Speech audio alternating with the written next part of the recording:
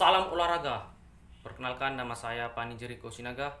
Pada kesempatan kali ini saya akan mempresentasikan silabus atau peraturan menteri tentang pendidikan. Di sini saya akan menerangkan apa itu standar proses pendidikan dasar dan menengah, yang dimana peraturan Menteri Pendidikan dan Kebudayaan nomor 22 tahun 2016 mengatur kriteria mengenai pelaksanaan pembelajaran. Standar proses dasar dan menengah peraturan Menteri Pendidikan dan Kebudayaan nomor 22 tahun 2016 yaitu mengatur kriteria mengenai pelaksanaan pembelajaran untuk mencapai kompetensi lulusan. Metode saintifik atau ilmiah bukan satu-satunya metode yang dapat diterapkan dalam pembelajaran. Metode pembelajaran lainnya dapat diterapkan, terutama pembelajar aktif, pembelajar bahasa misalnya dapat menerapkan genre-based approach, text-based instruction, dan seterusnya. Guru memiliki ruang untuk melakukan inovasi pembelajaran. Pembelajaran dengan ilmiah adalah pembelajaran yang terdiri atas kegiatan mengenai atau untuk mengidentifikasi hal-hal yang ingin atau perlu diketahui. Contohnya seperti menanya atau merumuskan pertanyaan, dan merumuskan hipotesis. Mengumpulkan informasi dengan baik dan berbagai teknik. Menalar atau menganalisis data dan informasi, dan menarik kesimpulan dan mengomunikasikan jawaban atau kesimpulan. Langkah-langkah tersebut dilanjutkan dengan kegiatan menciptakan. Mengamati siswa fenomenon dengan indera seperti membaca, mendengar, menyimak, melihat, menonton, dan sebagainya. Dengan atau tanpa alat atau menemukan gap of knowledge, siswa merumuskan pertanyaan tentang hal-hal yang tidak diketahui terkait fenomena yang diamati, atau mengumpulkan informasi. Siswa mengumpulkan data untuk menjawab pertanyaan dengan eksperimen, membaca sumber lain dan buku teks, mengamati objek atau kejadian aktivitas, wawancara dengan narasumber, dan atau cara lainnya.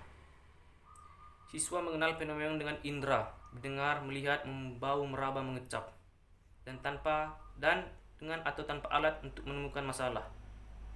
Siswa mengumpulkan informasi atau data dengan berbagai teknik yang sesuai, misalnya eksperimen, pengamatan, wawancara, survei, dan membaca. Peran guru sebagai pendidik di metode ilmiah membantu peserta didik menemukan atau mendaftar, menginventarisasi apa saja yang ingin atau perlu diketahui, sehingga dapat melakukan atau menciptakan sesuatu. Tahap menanya membantu peserta didik merumuskan pertanyaan berdasarkan daftar hal-hal yang perlu ingin diketahui agar dapat melakukan atau menciptakan sesuatu. Pengawasan proses pembelajaran.